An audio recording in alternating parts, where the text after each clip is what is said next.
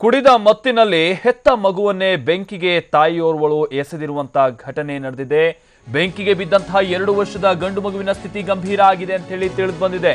ಈ ರೀತಿಯಾದಂತಹ ಒಂದು ಘಟನೆ ನಡೆದಿರೋದು ಮೈಸೂರು ಜಿಲ್ಲೆ ಎಚ್.ಡಿ. ಕೋಟೆ ತಾಲೂಕಿನ ಚಿಕ್ಕೆರೆಹಾಡಿಯಲ್ಲಿ ನಡೆದಿರುವಂತಹ ಘಟನೆ ಇದು.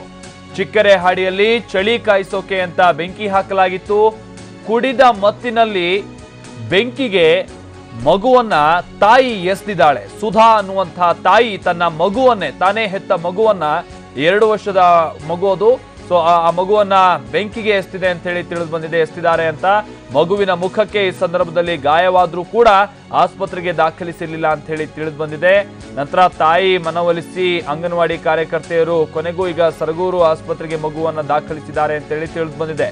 ಎಚ್.ಡಿ. ಕೋಟೆ ಪೊಲೀಸ್ ಠಾಣಾ ವ್ಯಾಪ್ತಿಯಲ್ಲಿ ಈ ರೀತಿಯಾದಂತಹ ಒಂದು ಘಟನೆ ನಡೆದಿದೆ. ಕುಡಿದ ಮತ್ತಿನಲ್ಲಿ ತಾಯಿ ಸುಧಾ ಎನ್ನುವಾಕೆ ತನ್ನ ಮಗುವನ್ನೇ ಬೆಂಕಿಗೆ ಎಸೆದಿದ್ದಾಳೆ.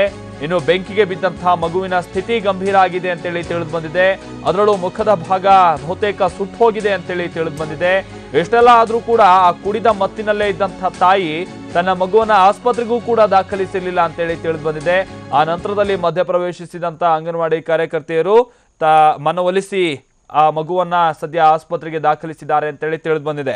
ಈ ಬಗ್ಗೆ ಮತ್ತಷ್ಟು ಮಾಹಿತಿ ಕೊಡ್ತಾರೆ ನಮ್ಮ ಪ್ರತಿನಿಧಿ ರಾಮ್. ಈಗ ಮಗುವಿನ ಸ್ಥಿತಿ ಹೇಗಿದೆ, ಆಗಿದ್ದ ಘಟನೆ ಏನು ರಾಮ್? ಮತ್ತೆ ಮದ್ಯದ ಅಮಲಿನಲ್ಲಿ ಮಗುವನ್ನೇ ಬೆಂಕಿಗೆ ಎಸೆದಂತ ತಾಯಿ ಘಟನೆ ಒಂದು ಮೈಸೂರು ಜಿಲ್ಲೆ ಎಚ್.ಡಿ. ಕೋಟೆ ತಾಲೂಕಿನ ಚಿಕ್ಕೆರೆಹಾಡಿಯಲ್ಲಿ ನಡೆದಿದೆ. ಏನು ಮದ್ಯದ ಅಮಲಿನಲ್ಲಿದ್ದಂತ ತಾಯಿ ತನ್ನ 2 ವರ್ಷದ ಮಗುವನ್ನ ಏನು ತಾನು ಬೆಂಕಿ ಕಾಯಿಸ್ತಾ ಇಲ್ಲೋ ಆ ಒಂದು ಬೆಂಕಿಗೆ ಎಸೆದಿದ್ದಾಳೆ. ನಂತರ ಆ ಮಗುವಿನ ಈ ಒಂದು ಘಟನೆಯಿಂದಾಗಿ ಮುಖದ ಭಾಗ ಸಂಪೂರ್ಣವಾಗಿ ಸುಟ್ಟು ಹೋಗಿದೆ. ದುರಂತ ಅಂತ ಹೇಳಿದ್ರೆ ಈ ಘಟನೆ ನಡೆದ ನಂತರವೂ ಆ ಮಗುವನ್ನ ಆಸ್ಪತ್ರೆಗೆ ಕರೆದುಕೊಂಡು ಹೋಗದೆ ಚಿಕಿತ್ಸೆಯನ್ನು ನೀಡದೆ ಮನೆಯಲ್ಲೇ ಇಟ್ಕೊಂಡು ಈ ವಿಷಯವನ್ನ ತಿಳಿದಂತ ಅಂಗನವಾಡಿ ಕಾರ್ಯಕರ್ತರು ಮತ್ತೆ ಕೆಲ ಪತ್ರಕರ್ತರು ಸ್ಥಳಕ್ಕೆ ಹೋಗಿ ಆ ತಾಯಿಯ ಒಂದು ಮನವನ್ನ ಒಲಿಸಿ ಆ ಮಗುವನ್ನ ಈಗ ವಿವೇಕಾನಂದ ಆಸ್ಪತ್ರೆಗೆ ದಾಖಲು ಮಾಡಿದರೆ ಸದ್ಯ ಮಗುವಿನ ಪರಿಸ್ಥಿತಿ ಸುಧಾರಿಸಿದೆ ಅಂತೇಳಿ ವೈದ್ಯರು ಸಹ ಸ್ಪಷ್ಟಪಡಿಸಿದ್ದಾರೆ. ಆದ್ರೆ ಮುಖಕ್ಕೆ ಸುಟ್ಟ ಗಾಯಗಳಾಗಿದೆ. ಇದಕ್ಕಾಗಿ ಚಿಕಿತ್ಸೆಯನ್ನ ಈಗ ನೀಡ್ತಾ ಇದ್ದಾರೆ. Maltesh. Okay, thank you Ram.